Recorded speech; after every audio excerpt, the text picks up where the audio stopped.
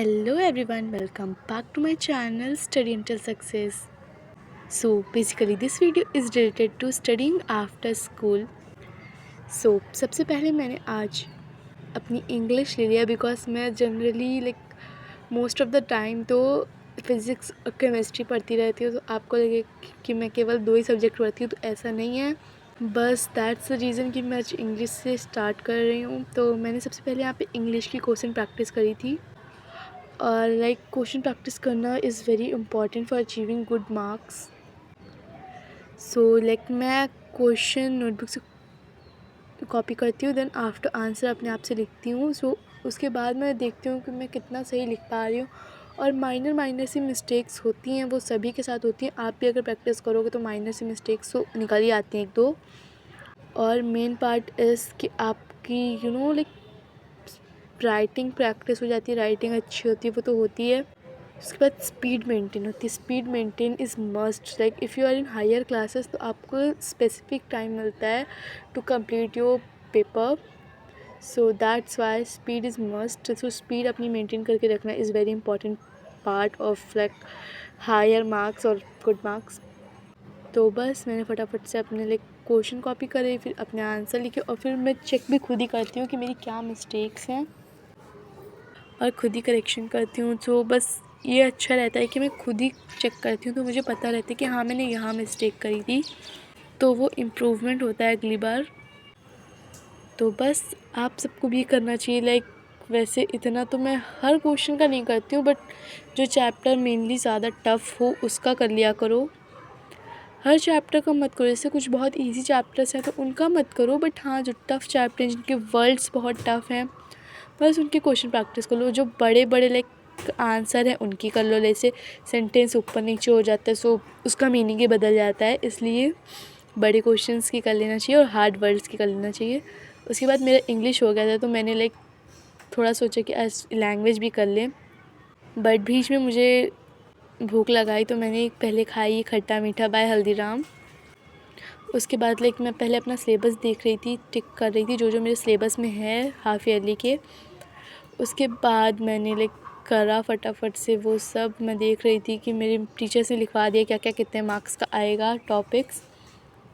तो बस मैंने वो सब देखा और फटाफट से पढ़ना स्टार्ट कर दिया। सिनोनियम पढ़े थे मैंने आज, और पहले मैंने पेंसिल से मार्क करा था, उसके बाद मैंने उसको रफ कर दिया बिकॉज पेंसिल से बहुत मेसी सा लग रहा था। तो मैंने फिर उन चीज़ों को हाईलाइटर निकाला अपना और हाईलाइट करा, क्योंकि पेंसिल से हौच पौच हो जाती है और हाईलाइटर से आपको वर्ड साफ दिखते हैं। तो बस मैंने स्टार्ट कर दिया पढ़ना, और जो मुझे पढ़ने थे उनको मैंने हाईलाइट करा है बस। जैसे सिनोनियम में बहुत सारे वर्ड्स गिवन थे, तो मैंने उनमें से 2 वर्ड्स पर उसके रखे हैं कि एक के मैं 2 सिनोनियम याद करूँगी बस, बिकॉज ज़्यादा याद करोगे तो मिक्सअप हो जाएगा। 2 से ज़्यादा आते भी नहीं है एग्ज़ाम्स में। 3 करना है 3 कर सकते हो, पर 3 से ज़्यादा मत करो। स्कूल के पर्सपेक्टिव से मैं बता रही हूँ कि आप 2 से 3 सिनोनियम और 2 से 3 एंटोनियम कर सकते हो। और बाकी होमोफोन्स तो वैसे एक ही होते हैं, तो वो तो मस्ट है करना। उसके बाद मैंने हिंदी की अपनी नोटबुक ले ली थी, और किस किस की नोटबुक में ऐसे हो जाता है कॉर्नर्स पे नोटबुक के, बताना मुझे कमेंट्स में, बिकॉज मेरे में तो बहुत होता है। उसके बाद मैंने फटाफट से हिंदी पढ़ना स्टार्ट कर दिया, और हिंदी में वैसे पढ़ती हूँ मैं जस्ट रीड करती हूँ उसको, बिकॉज हिंदी पढ़ने का मेरा बिल्कुल मन नहीं करता, तो मैं जस्ट हिंदी को रीड करती हूँ। मैं जस्ट 2 से 3 बार रीड करती हूँ, तब भी मेरा हिंदी का अच्छा नहीं जाता, because I don't like Hindi at all. और हिंदी में मेरे सबसे ख़राब मार्क्स आते हैं इसीलिए, बिकॉज़ मुझे हिंदी पढ़ना ही नहीं पसंद है। मैं पढ़ती ही नहीं हूँ तो मार्क्स कैसे अच्छे आएंगे। बाय द वे तब भी मैं कोशिश करती हूँ अपनी तरफ से पूरा देने की, कि मेरे जितने मार्क्स आ जाए उतने ही मेरे लिए अच्छा है। उसके बाद मैंने जस्ट हिंदी में काव्य वाव्य पढ़ा, जो भी होता है हिंदी काव्य का पार्ट पढ़ा। उसके बाद मैंने फिर वही बहुत देर तक तो उसकी अच्छे से रीडिंग करती हूँ मैं, तब भी होता है ना कुछ सब्जेक्ट आपको नहीं समझ में आते, तो वो मेरे लिए हिंदी है, मुझे बिल्कुल नहीं समझ में आता। आई नो पता नहीं, Hindi is very important, but नहीं हो पाता। सो मैं यहाँ पर पढ़ रही थी काव्य के भेद वगैरह। सो जस्ट मैंने इसको कवर अप करा। फटाफट से बेसिकली आपका कौन सा सब्जेक्ट टफ़ लगता है और कौन सा सब्जेक्ट फेवरेट है मुझे कमेंट्स करके बताना, बिकॉज़ आई नो कि सभी का कोई ना कोई लाइक जो पसंद नहीं होता है वो सब्जेक्ट होता है, तो मुझे बताना कमेंट्स करके।